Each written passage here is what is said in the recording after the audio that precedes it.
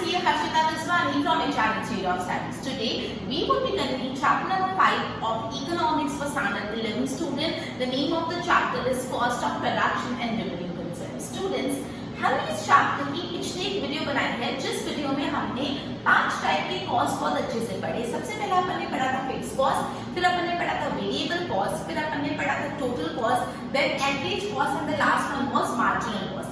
ये 5 टाइप के हमने कॉस्ट पढ़े थे। मैंने कल के वीडियो में प्रीवियस वीडियो में आपको बोला था कि नेक्स्ट सेशन में मैं आपको एवरेज कॉस्ट और मार्जिनल कॉस्ट के बीच का जो रिलेशनशिप है वो एक्सप्लेन करूंगी। सो उसी तरह जैसे मैंने बोला था उसी तरह आज मैं आपको एवरेज कॉस्ट और मार्जिनल कॉस्ट के बीच का रिलेशनशिप एक्सप्लेन करने वाली हूं। Okay, so let us begin. ये काफी इंपॉर्टेंट आंसर है, अलोंग विद दैट इंपॉर्टेंट होने के साथ ये बहुत आसान है। So it would be added advantage for you. Easy भी है, इंपॉर्टेंट भी है, तो इजीली समझ और लर्न दोनों आ जाएगा। Okay, so let us begin.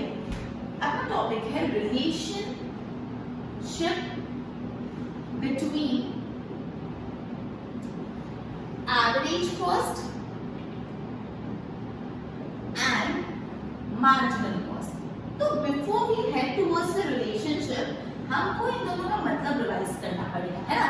Before we head towards the relationship between the marginal cost and average cost, we must know what does average cost means and what does marginal cost means. Okay, तो students average cost मैंने आपको बताया था कि एक commodity बनाने का खर्चा, the cost per unit of commodity, cost per unit of commodity, एक कमोडिटी बनाने के खर्चे को अपन बोलते हैं एवरेज कॉस्ट। और मार्जिनल कॉस्ट है एक्स्ट्रा यूनिट बनाने का खर्चा। ये दोनों आपको पता है, एवरेज कॉस्ट मतलब एक यूनिट बनाने का खर्चा और मार्जिनल कॉस्ट मतलब एक एक्स्ट्रा यूनिट बनाने का खर्चा, राइट? ओके, सो सबसे पहले ये कि एवरेज कॉस्ट मतलब cost per unit of output and marginal cost मतलब cost increase to produce one extra unit of output. Okay, producer in long run decide to continue production when the price of commodity is more than the average cost. Okay, एक producer long run में, producer मतलब कौन? Suppose आप producer हो, आप producer मतलब आप suppose example cotton का कपड़ा खरीद लो, कॉटन से कॉटन का कपड़ा बना लो, सो आप प्रोड्यूसर हो। तो जो प्रोड्यूसर होता है वो डिसाइड करेगा कि मुझे प्रोडक्शन आगे कंटिन्यू करना है कि नहीं करना। मतलब वो कब ऐसा डिसाइड करेगा? जब उसका price, when the price of commodity is more than average cost, long run में प्रोड्यूसर प्रोडक्शन को कंटिन्यू करेगा when price of commodity is more than its average cost. अब आप बोलेंगे प्राइस ऑफ कमोडिटी मतलब क्या? Simple sale price, sale price मतलब long run में प्रोड्यूसर ये डिसीजन लेगा कि मैं जो अभी कमोडिटी का प्रोडक्शन कर रहा हूँ मुझे करना चाहिए कि नहीं करना चाहिए। वो किसको कंपेयर करेगा? कॉस्ट और प्रॉफिट रेवेन्यू को, ऑब्वियसली। तो जब उसका selling price, that is price of the commodities के एवरेज कॉस्ट से ज्यादा होगा तो ही वुड से यस कि हाँ मैं प्रोडक्शन कंटिन्यू करूंगा। लेकिन शॉर्ट रन में एक प्रोड्यूसर प्रोडक्शन कंटिन्यू करेगा जब price of commodity is greater than marginal cost. समझो? Price of commodity मतलब sale price is greater than marginal cost. मतलब अगर लॉन्ग रन में एक प्रोड्यूसर को डिसीजन लेना है कि उसको प्रोडक्शन कंटिन्यू करना है कि नहीं, तो वो ये देखेगा जितने में वो बेच रहा है वो उसके एवरेज कॉस्ट से ज्यादा है कि नहीं। अगर हाँ वो उसके एवरेज कॉस्ट से ज्यादा, so he would say yes मैं कंटिन्यू करूंगा। लेकिन शॉर्ट रन में प्रोड्यूसर डिसीजन लेगा कि उसको अपना प्रोडक्ट बेचना, उसको प्रोडक्शन कंटिन्यू करना है कि नहीं, जब उसका प्राइस ऑफ द कमोडिटी उसके मार्जिनल कॉस्ट से ज्यादा है। मतलब शॉर्ट रन में वो मार्जिनल कॉस्ट को कंपैरिजन बेस देगा और लॉन्ग रन में वो कंपेयर करेगा एवरेज कॉस्ट को।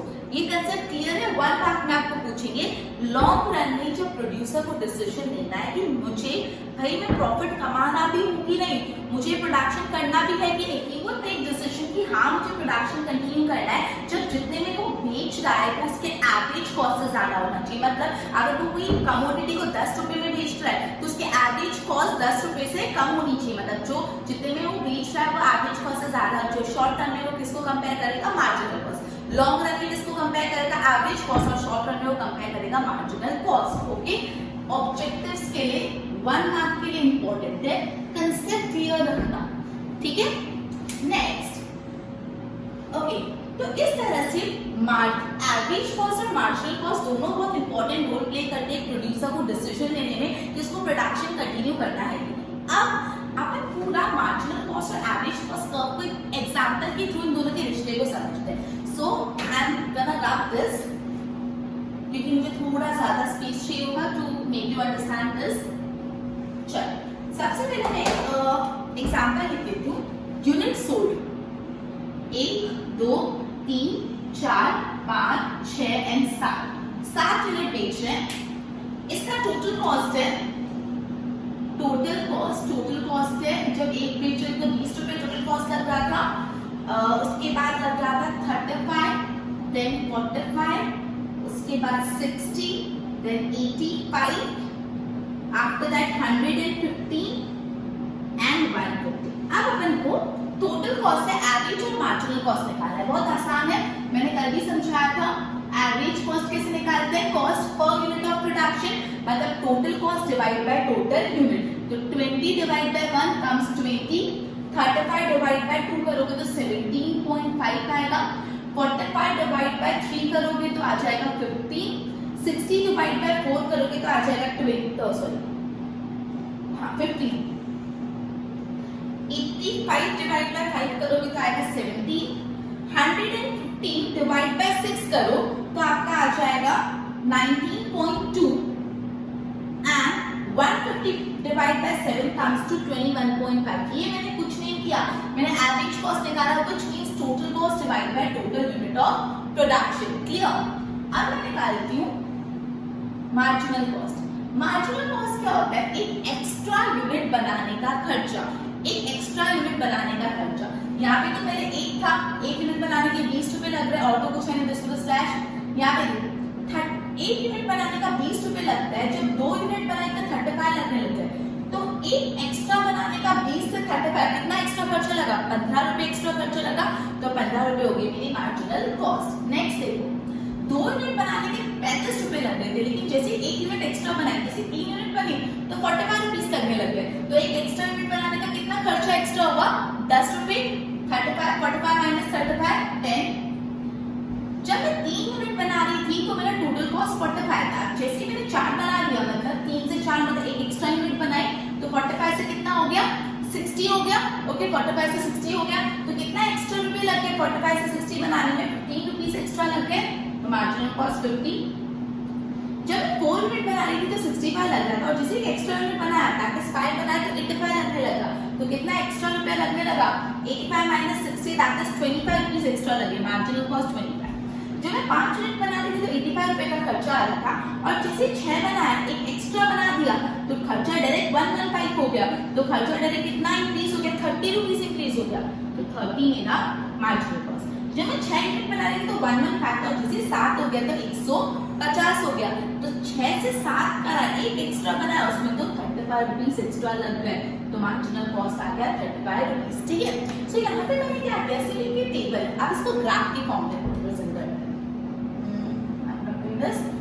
चलो मैं x एक्सिस y एक्सिस बना देती हूँ यहाँ पे।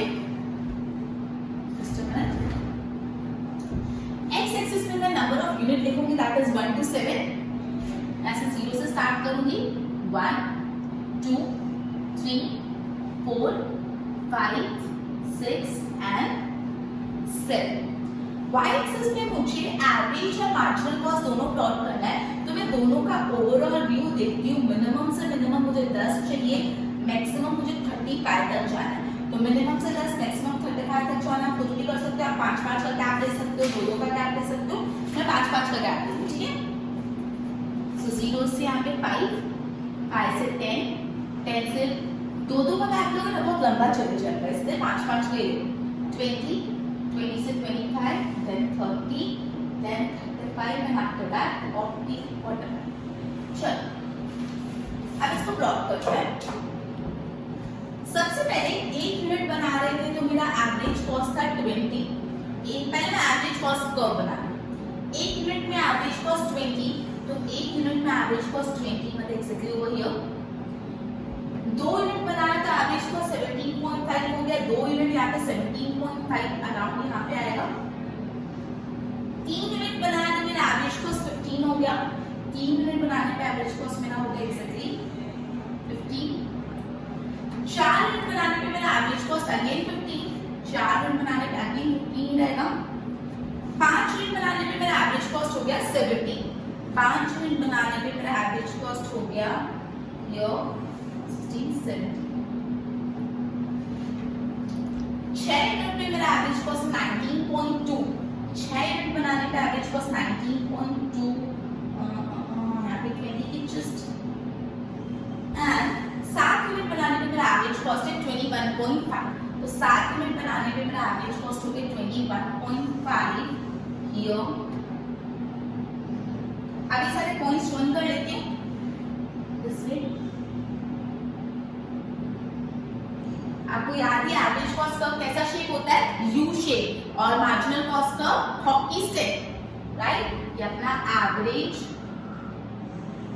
कॉस्ट कर्व मिल गया। अब अपन बना देते हैं मार्जिनल कॉस्ट कर्व, राइट? अब अपन बनाने वाले हैं marginal cost curve. Just a minute.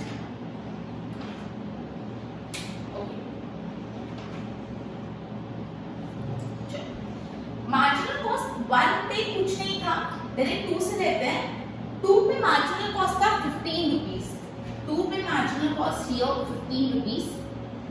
3 पे मार्जिनल कॉस्ट था 10 रुपीस। 3 पे मार्जिनल कॉस्ट था 10 रुपीस। 4 पे मार्जिनल कॉस्ट अगेन 15 रुपीस। 4 पे मार्जिनल कॉस्ट 15 मतलब एक्जेक्टली यहाँ पे 15 रुपीस। 5 पे मार्जिनल कॉस्ट था 25। 5 पे मार्जिनल कॉस्ट आ गया यहाँ डायरेक्ट 25। 6 पे मार्जिनल कॉस्ट आ गया 30। 6 पे मार्जिनल कॉस्ट आ गया 30 एंड 7 पे मार्जिनल कॉस्ट आ गया 35। इसको प्लॉट कर देते हैं। Let's join the points. ये पहला पॉइंट यहाँ जुड़ा, फिर यहाँ जुड़ा, फिर ऊपर ऊपर ऊपर ऊपर। This is our marginal cost curve.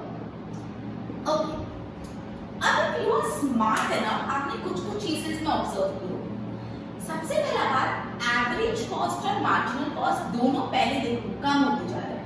20 से 17, 17 से 15, ये 15, 15 से 10, 10 से ये कम होते जा रहे हैं। फिर एक पॉइंट आता है जहाँ पे आपका एवरेज कॉस्ट और मार्जिनल कॉस्ट कैसा हो जाता है? एकदम सेम। और वो पॉइंट के बाद देखो क्या हो रहा है, एवरेज कॉस्ट भी बढ़ रहा है, मार्जिनल कॉस्ट भी बढ़ रहा है। आपने ये देखा इनिशियली दोनों जो कॉस्ट है वो कम हो रहे हैं, एवरेज एंड मार्जिनल कॉस्ट। एक ऐसा टाइम आ रहा है जहाँ पे एवरेज और मार्जिनल कॉस्ट एकदम सेम हो जाता है एंड उस पॉइंट ऑफ टाइम के बाद वापस एवरेज कॉस्ट और मार्जिनल कॉस्ट बढ़ रहा है। ये पहली चीज आपने नोट की होगी। सबसे फर्स्ट थिंग जो आपने एनालाइज किया होगा कि इनिशियली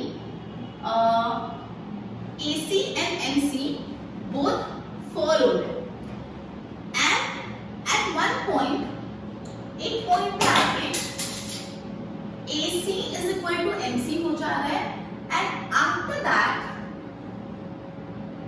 AC एंड MC दोनों राइज हो रहे हैं।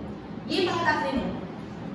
दूसरी बात जो आपको नोट करनी जैसी वो ये है कि आपको दिख रहा होगा कि पहले ना जो आपका एवरेज कॉस्ट भी गिर रहा है, मार्जिनल कॉस्ट भी गिर रहा है, लेकिन एवरेज कॉस्ट गिर रहा है, मार्जिनल कॉस्ट गिर रहा है, तो भी मार्जिनल कॉस्ट कम रहा है, तो भी मार्जिनल कॉस्ट कम रहा है। देखो 20 0 17.5 15 तो 15 कम है, 15 और 10 तो क्या कम है? 10 कम है। मतलब जब आपका एवरेज कॉस्ट और मार्जिनल कॉस्ट गिर रहा है तो ज्यादा स्पीड में कौन गिर रहा है? Marginal cost. और फिर तो दोनों सेम आ गए। उसके बाद जब दोनों बढ़ रहे हैं ना तो देखो 17 और 25 तो ज्यादा क्या है? 25 तो ज्यादा स्पीड में कौन बढ़ रहा है? Marginal cost. मतलब इनिशियली मार्जिनल कॉस्ट गिर भी जल्दी जल्दी रहा है, बढ़ भी जल्दी जल्दी रहा है। इसलिए स्टार्टिंग में जब दोनों कॉस्ट गिर रहे हैं तब आप देख रहे हो कि एवरेज कॉस्ट कर्व के नीचे मार्जिनल कॉस्ट कर्व है, बिकॉज वो उससे कम है। पहले केस में यहाँ तक इस पॉइंट ऑफ टाइम तक जब ये दोनों ही नीचे जा रहे हैं लेकिन marginal cost average cost curve के नीचे है, क्योंकि मार्जिनल कॉस्ट ज्यादा जल्दी से कम हो रहा है, उसका वैल्यू कम है। उसके बाद एक पॉइंट ऑफ टाइम पे दोनों सेम होते हैं, 4 यूनिट और 15 रुपए। अब जब बढ़ रहा है तो आपको दिख गया कि मार्जिनल कॉस्ट कर्व तो भाई एवरेज कॉस्ट कर्व के ऊपर आ गया, क्योंकि जो मार्जिनल कॉस्ट फिर इंक्रीज हो रहा है तो वो एवरेज कॉस्ट से ज्यादा स्पीड में इंक्रीज हो रहा है। तो as you can see from figure and from the table both कि initially average marginal cost fall हो रहा है, एवरेज कॉस्ट भी फॉल हो रहा है, लेकिन मार्जिनल कॉस्ट लोअर है देन एवरेज कॉस्ट। एक पॉइंट ऑफ टाइम पे दोनों इंटरसेक्ट कर रहे हैं, आफ्टर दैट दोनों राइज हो रहे हैं, लेकिन मार्जिनल कॉस्ट ज्यादा स्पीड में राइज हो रहा है कंपेयर टू एवरेज कॉस्ट, इसलिए यहाँ पे ये इसके नीचे था और अचानक से इसके ऊपर आ गया। क्लियर? ओके, अब इसका रिलेशनशिप पूरा यही बात को लिख के समझाया वो अपन पढ़ लेते हैं। जब आपने कंसेप्ट अच्छे से समझ लिया तो जो उन्होंने लिखा है वो हद पर आसान हो जाता है। तो देखो रिलेशनशिप में आपको 3 पॉइंट दिए हुए। सबसे पहले है MC is greater than AC। सबसे पहले आपको क्या बोला है, मैं यहाँ पे लिख देती हूँ। फर्स्ट ये रिलेशनशिप बता रहे लोग 3 केसेस के थ्रू, जो बहुत सिंपल है। First MC is smaller than AC। हाँ यही तो हुआ, MC स्मॉलर देन AC, हमको तो पता ही है। हाँ, marginal cost is smaller than average cost. इसके थ्रू भी देखो या इधर भी देखो कि is marginal cost is smaller than average cost. तो देखो बोले इनिशियली मतलब स्टार्टिंग में एवरेज कॉस्ट डिक्रीज हो रहा है, मार्जिनल कॉस्ट भी डिक्रीज हो रहा है, बट मार्जिनल कॉस्ट ज्यादा रैपिडली डिक्रीज हो रहा है then average cost. That is why marginal cost curve is decreasing, it remains below average cost. मतलब फर्स्ट केस में मार्जिनल कॉस्ट और एवरेज कॉस्ट दोनों डिक्रीज हो रहे हैं, लेकिन मार्जिनल कॉस्ट ज्यादा रैपिडली डिक्रीज हो रहा है, इस वजह से मार्जिनल कॉस्ट कर्व स्टार्टिंग में एवरेज कॉस्ट कर्व के बिलो। या मैंने पढ़ लिया, वो इन्होंने लिखा है। सेकंड में MC is equal to AC. Yes, we know that when average cost minimum, जब average cost सबसे गिरावट पे आ जाता है, here it is, जब average cost सबसे ज्यादा कम हो गया, उस पॉइंट ऑफ टाइम पे मार्जिनल कॉस्ट आता है और इंटरसेक्ट कर लेता है एवरेज कॉस्ट कर्व को फ्रॉम बिलो। मतलब जब एवरेज कॉस्ट सबसे लोअर लेवल पे, सबसे मिनिमम पे है, तब मार्जिनल कॉस्ट बिलो नीचे से आया और एवरेज कॉस्ट को यहाँ पे इंटरसेक्ट कर दिया। जब आपका एवरेज कॉस्ट सबसे लोअर लेवल पे, मिनिमम लेवल पे, तो नीचे से मार्जिनल कॉस्ट आएगा और एवरेज कॉस्ट के कर्व को इंटरसेक्ट कर देगा और उस पॉइंट ऑफ टाइम पे एवरेज कॉस्ट और मार्जिनल कॉस्ट इक्वल हो जाएगा। थर्ड केस क्या होगा? Isn't it obvious? Marginal cost is greater than average cost. हाँ, we know that. उसके बाद क्या हो गया? Marginal cost average cost से बढ़ गया। ठीक बोला है। उसके बाद marginal cost intersect the average cost का दोनों increase होते हैं, but increase in marginal cost is more rapid and there can be a relationship between average cost marginal cost. मैं अभी जो पढ़ाया कुछ रिकैप दे देती हूँ। सबसे पहले मैंने जैसे सेशन स्टार्ट किया, मैंने बोला कि एमसीक्यू पॉइंट ऑफ व्यू से या 1 मार्क पॉइंट ऑफ व्यू से कि जब भी लॉन्ग रन में प्रोड्यूसर को डिसीजन लेना होता है कि मुझे प्रोडक्शन कंटिन्यू करना है कि नहीं, वो ये देखता है इसका प्राइस ऑफ कमोडिटी उसके एवरेज कॉस्ट से ज्यादा होना चाहिए, और शॉर्ट रन में वो ये देखता है कि प्राइस ऑफ कमोडिटी उसके मार्जिनल कॉस्ट से ज्यादा होना चाहिए। Simple as that. उसके बाद अपन ने रिलेशनशिप पढ़ा between average cost and marginal cost. Average cost cost per unit of production, marginal cost मतलब एक एक्स्ट्रा यूनिट बनाने का खर्चा, राइट? ओके। उसके बाद दोनों का बीच में रिश्ता है, दोनों पहले डिक्रीज होते हैं, लेकिन मार्जिनल कॉस्ट ज्यादा रैपिडली डिक्रीज होता है, इससे marginal cost curve average cost curve के नीचे रहता है। एक पॉइंट आता है कि मार्जिनल कॉस्ट नीचे से आके एवरेज कॉस्ट को इंटरसेक्ट करता है, उसके बाद और दोनों सेम हो जाते हैं, दोनों इक्वल हो जाते हैं एवरेज एंड मार्जिनल कॉस्ट को। उसके बाद दोनों बढ़ने लगते हैं, लेकिन मार्जिनल कॉस्ट ज्यादा रैपिडली बढ़ता है, इसलिए marginal cost curve average cost curve के ऊपर आ जाता है। सिंपल सा सादा सा रिश्ता है, 3 पॉइंट का रिश्ता है, खत्म। क्लियर? बस तो गो थ्रू कर लो।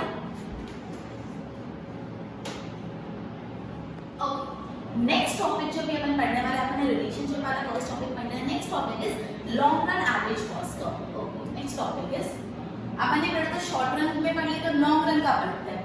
पता है मैंने कल क्लासिफिकेशन ऑफ कॉस्ट में शॉर्ट रन देखा था, एक लॉन्ग रन। शॉर्ट रन में फिक्स और वेरिएबल को अपन ने पढ़ा, लॉन्ग रन देखते हैं।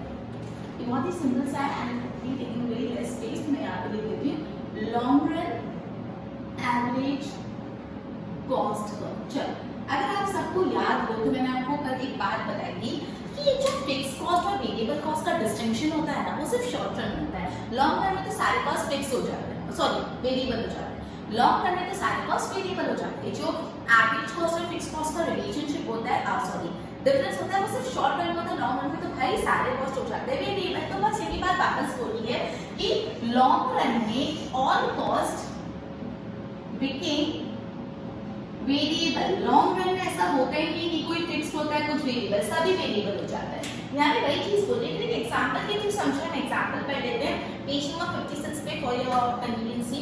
For example the remuneration paid to employees considered as fixed cost in short term. Short term में जो हम अपने एम्प्लॉय को रेम्यूनरेशन पे करते हैं वो फिक्स मानते हैं कि प्रोडक्शन हो कि प्रोडक्शन नहीं हो, एम्प्लॉय को तो रेम्यूनरेशन देना है तो वो तो फिक्स कॉस्ट है। लेकिन लॉन्ग रन में क्या होता है, in response to increase in demand, long run में आपका डिमांड बढ़ता जाता है आपके प्रोडक्ट का, तो the producer decide to increase production and he or she may employ new worker or buy new land. So this factor which are fixed in short run became variable in long run. तो बोला है देखो, starting में तो क्या था कि आपने अपना बिजनेस चालू किया, आपने 2 एम्प्लॉय रखे, 2 एम्प्लॉय रखा, अरे स्टार्टिंग के 1 साल तक तो कोई ऑर्डर ही नहीं आया, लेकिन आपने वो 2 एम्प्लॉय को रखा उनको 10,000 दे दो हर महीने सॉरी, तो 10,000 आपका फिक्स कॉस्ट, प्रोडक्शन हो रहा है कि नहीं हो रहा। फिर अचानक से एक बूम आया, आपका प्रोडक्ट मार्केट में अच्छा फैलने लग गया, तब क्या हुआ, तब आपका डिमांड बढ़ गया, तब आपको 2 एम्प्लॉय के बदले कितने एम्प्लॉय रखने पड़े, 4 एम्प्लॉय। तो जैसे ही आपका प्रोडक्शन बढ़ा तो आपको एम्प्लॉय इंक्रीज करने पड़े, फिर आपका और प्रोडक्शन बढ़ा तो आपने एक नई जमीन ले ली, एक दुकान में काम नहीं चल रहा था, दूसरी दुकान ली, तो पहले जो कॉस्ट फिक्स थी रेंट का वो वेरिएबल हो गया क्योंकि ज्यादा दुकान लेंगे।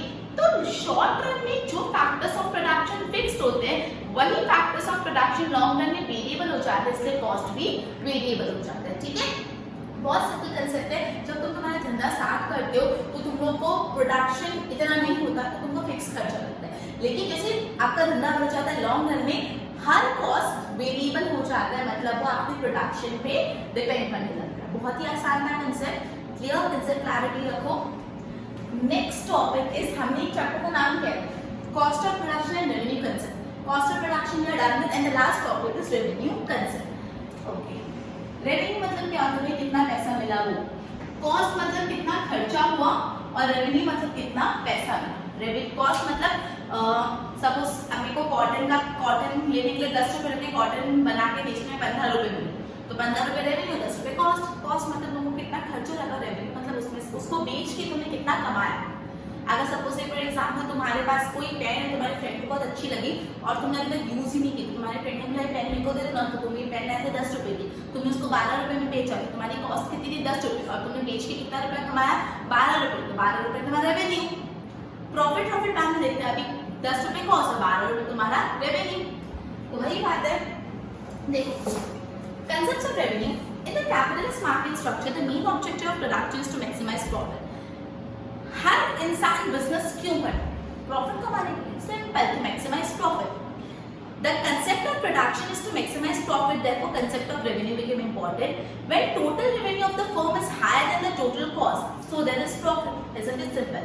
जब total revenue total cost से ज्यादा होता है तो profit होता है, और जब total revenue total cost से कम होता है तो loss होता है। इसमें तो कुछ समझाने की बात नहीं है, फर्स्ट स्टैंडर्ड से पढ़ के आए प्रॉफिट एंड लॉस वाले चैप्टर में।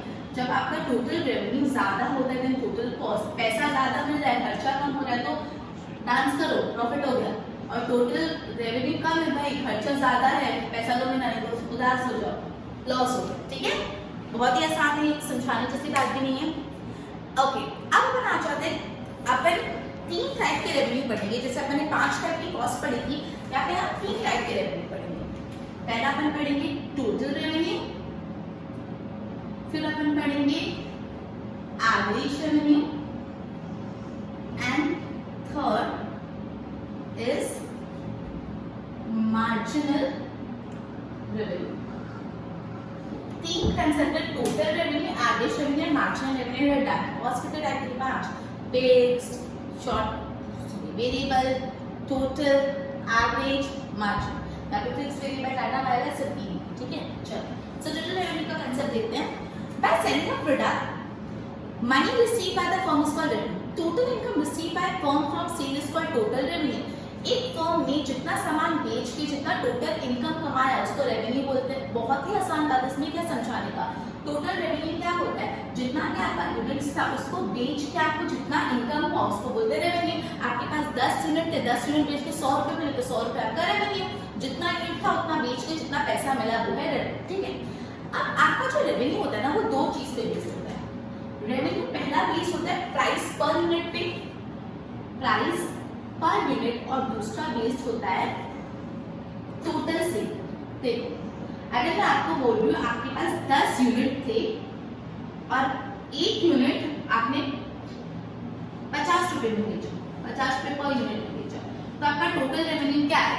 तो आप क्या करोगे, total revenue is equal to, पहले तो आप देखोगे आपके पास कितने यूनिट थे, total units multiply by price per unit. आपके पास कितने यूनिट थे? 10 यूनिट थे, आपने 10 यूनिट बेचे और आपके 1 यूनिट बेचने पे कितना रुपया मिल रहा था आपको? 50 रुपया। तो 50, तो टोटल आपको कितना रेवेन्यू मिल गया? 500 रुपए का। तो हमेशा टोटल रेवेन्यू किस पे बेस्ड होता है? दो चीजों पे, price per unit, price per unit, 1 unit बेच के कितना मिल रहा है, टोटल सेल, और कितना बेच रहे हो। बहुत ही सिंपल है। अगर मैं आपको बता कि आपके फ्रेंड को आपकी पेन बहुत अच्छी लगी, आपने उसको सिर्फ फॉर एग्जांपल 20 रुपए में दिया, वो फ्रेंड को देख के और 10 लोग आ गए, तो आपने और 10 लोगों को दिया, तो आपने घर जाके सोचा कि कितना टोटल रेवेन्यू हुआ, तो आपने सोचा अच्छा मैंने 10 लोगों को पेन बेची, तो कितनी पेन बेची? 10, तो टोटल सेल कितना हुआ? 10 पेन आपने बेची। फिर आपने सोचा मैंने एक पेन कितने में बेची, प्राइस पर यूनिट कितना लिया, मैंने 20 रुपए ले लिए, ठीक है, 20 रुपए ले लिए, तो आप बोलोगे अच्छा मेरा टोटल रेवेन्यू कितना हुआ, तो इन दोनों को मल्टीप्लाई कर लो, दैट इज 200 रुपए आपके हाथ में घर जाके होने चाहिए। अगर कम हो तो मतलब आप रास्ते में कुछ खा पी के आए हो, ठीक है, 200 रुपए घर जाके हाथ में होने ही चाहिए, ठीक है। सो टोटल रेवेन्यू हमेशा दो कंसेप्ट पे बेस होता है, प्राइस पर यूनिट पे 1 यूनिट बेच के कितना मिला और कितना सेल किया। एग्जांपल के थ्रू भी मैंने समझा। अभी इधर पे ऐसे ही एग्जांपल दिया है 50 × 100, हाँ ऐसे ही है, वो सेम एग्जांपल दिया है, ठीक है। मतलब total revenue is equal to, मैंने टोटल यूनिट लिख दिया, टोटल यूनिट में total revenue is equal to unit sold, बात नहीं है खाली लैंग्वेज लो, मैं दूसरी यूज के साथ टेक्स्ट बुक लैंग्वेज रखी, and price of commodity, that is TR is equal to Q into P। TR मतलब टोटल रेवेन्यू, Q मतलब यूनिट सोल्ड, एंड प्राइस मतलब price of commodity. TR is equal to Q into P। TR मतलब total revenue, Q मतलब कितनी unit बेचे, P मतलब price of the commodity. Okay, simple. Total revenue और average revenue देखते हैं, बहुत सिंपल है एवरेज रेवेन्यू। एवरेज कॉस्ट क्या था? 1 यूनिट बनाने का खर्चा, price per unit of commodity. तो एवरेज रेवेन्यू क्या होगा? 1 यूनिट बेचने का इनकम। तो एवरेज कॉस्ट क्या था? 1 यूनिट बनाने का कितना खर्चा कॉस्ट लग रहा है। तो एवरेज रेवेन्यू क्या होगा? 1 यूनिट बेच के तुमको कितना पैसा मिल रहा है। तो देखो we find the average revenue by dividing total revenue to the sales। हम लोग का एवरेज कॉस्ट कैसे मिलता था? Total cost divide by total number of unit. उसी तरह एवरेज रेवेन्यू कैसे मिलेगा? Average revenue is equal to, average revenue is equal to आपने जितना टोटल रेवेन्यू कमाया, वो टोटल रेवेन्यू कमाया मतलब यहाँ पे आपको मिल जाएगा टोटल रेवेन्यू जितना कमाया डिवाइड बाय आपने कितना टोटल सेल किया। आप देखो आपको आपकी मम्मी ने पूछा आपका एवरेज रेवेन्यू कितना हुआ, तो आपने बोला अच्छा मैंने टोटल 200 रुपए कमाए और मैंने टोटल कितनी पेन बेची? 10 पेन बेची, है ना। आपकी मम्मी ने आपको पूछा कितना टोटल रेवेन्यू हुआ, ठीक है, तो आपने सॉरी एवरेज रेवेन्यू, तो आपने फॉर्मूला में डाला कि मैंने टोटल रेवेन्यू, मेरे को पेन बेच के मेरे पास रेवेन्यू 200 रुपए का हुआ, और बोला कितनी पेन बेची तूने? तो बोला 10 पेन बेची। अच्छा, तो मतलब आपका एवरेज रेवेन्यू कितना हो गया? 30 रुपए, ठीक है। ओके, तो formula wise AR is equal to TR upon Q, बहुत आसान।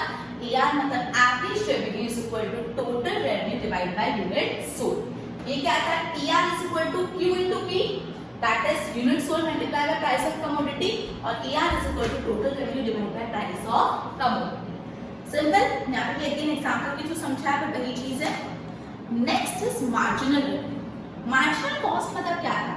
एक एक्स्ट्रा यूनिट बनाने का खर्चा। तो मार्जिनल रेवेन्यू क्या होगा? एक एक्स्ट्रा यूनिट बेचने का इनकम। बहुत क्लियर नहीं है मार्जिनल कॉस्ट क्या था? एक एक्स्ट्रा यूनिट बनाने का खर्चा। तो एवरेज कॉस्ट क्या होगा? एक्स्ट्रा यूनिट बेचने का खर्चा, राइट। ओके, तो देखो the income from per unit sale is called average revenue. एक यूनिट बेच के जितना आपको इनकम मिल रहा है उसको एवरेज रेवेन्यू बोलते हैं, whereas marginal revenue is the sale of one additional unit. So marginal revenue is the change in total revenue which is from sale of one unit of commodity। मतलब simple है, marginal revenue क्या होता है, it is the change in the total income by selling one extra unit of commodity. एक extra unit of commodity की जो total income में बदलाव आता है उसको एवरेज रेवेन्यू बोलते हैं। एग्जांपल, अगर आपने 10,000 यूनिट बेची और 10,000 यूनिट बेचने पे आपको, चलो 1000 यूनिट बेची और 1000 यूनिट बेचने पे आपको 50,000 रेवेन्यू मिल रहा है टोटल। अब आपने 10,000 एक यूनिट बेची, 1,000 एक यूनिट बेची, एक एक्स्ट्रा यूनिट बेची, तो आपका रेवेन्यू हो गया 50,045। तो आपका मार्जिनल रेवेन्यू कितना होगा? जब आप 1000 यूनिट बेच रहे थे तो आपको 50,000 रेवेन्यू मिल रहा था, और जैसे 1000 एक कर लिया, मतलब एक एक्स्ट्रा बढ़ा दिया, तो 50,000 से 50,045 हो गया। तो एक यूनिट एक्स्ट्रा से कितना एक्स्ट्रा रुपया मिला? 45 रुपीज। तो 45 रुपीज आपका क्या हो गया?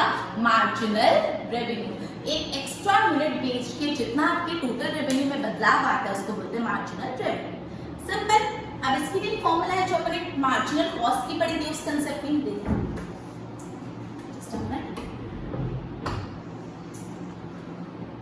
NRN, marginal unit of N commodity is equal to RN. R मतलब total revenue of N commodity minus total revenue of N minus 1 commodity, जो मैंने पहले पढ़ा था भाई। Here MR is marginal cost, N is number of units sold, RN is revenue of N unit of commodity, and RN minus 1 is revenue of N minus 1 unit of commodity. Example देते हैं कि yes, the 1000 pen is sold for 50 rupees, मतलब 1000 pen 50 rupees में बेची जा रही है, okay. And total revenue आ रहा है 50,000 रुपए, मतलब यहाँ पे देखो 1000, यही था ना, ये वाला, सॉरी, 1000 पेन आप 50,000 में बेच रहे हो और 1001 का 50,000 45 हो गया, तो इसको अगर मैं फॉर्मूला में डालूं तो देखो MRN, ओके। सो MRN मतलब 1001, marginal revenue of 1001 commodities, total revenue of N commodity, total revenue of N commodity मतलब total revenue of 1001 commodity which is 50,045 minus total revenue of N minus 1, N minus 1 मतलब 1001 minus 1 which comes to 1000, तो 1000 का price का revenue कितना है? 50,000 which comes to 45, जो हम already पहले निकाल चुके हैं, ये तो जस्ट फॉर्मूला के थ्रू निकाला है, ओके। तो मैंने 3 रेवेन्यू कंसेप्ट पढ़ा जो बहुत आसान थे। Average, total revenue, average revenue and marginal revenue. Total revenue मतलब formula T R is equal to Q into P, that is unit sold multiplies by price of per unit, एक यूनिट बेचने का कॉस्ट, इनकम। एवरेज रेवेन्यू क्या आता है? जब आप टोटल सेल को, दैट इज टोटल रेवेन्यू को डिवाइड कर देते हो टोटल यूनिट सोल्ड से, तो AR is equal to TR upon Q, and marginal unit मतलब एक एक्स्ट्रा यूनिट बेचने का इनकम। क्लियर? ओके। सो ये मैंने रेवेन्यू कंसेप्ट भी आपको समझा दिया, just a minute. Okay, and with this we have completed this chapter. Just a quick recap, इस चैप्टर में हमने क्या क्या पढ़ा। सबसे पहले तो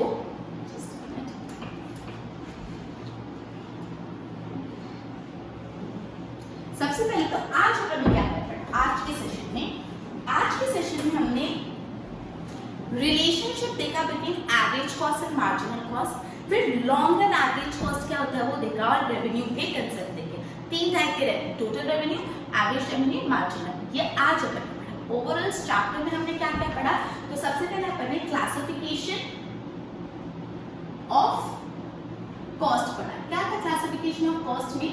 क्लासिफिकेशन ऑफ कॉस्ट में था कॉस्ट शॉर्ट रन होती है, लॉन्ग रन। शॉर्ट रन में फिक्स्ड और वेरिएबल होता है, लॉन्ग रन में कोई बाइफर्केशन नहीं होता। फिक्स में एवरेज फिक्स कॉस्ट आ जाता है, वेरिएबल में एवरेज वेरिएबल कॉस्ट आ जाता है। फिर अपन ने टाइप ऑफ कॉस्ट पढ़ी। टाइप ऑफ कॉस्ट में सबसे पहला पढ़ा फिक्स्ड कॉस्ट, जो बदलता नहीं है, वैसा का वैसा रहता है। फिर अपन इसको ओवरहेड कॉस्ट भी बोलते हैं। फिर अपन ने वेरिएबल कॉस्ट, जो क्वांटिटी ऑफ प्रोडक्शन के साथ बदल जाता है।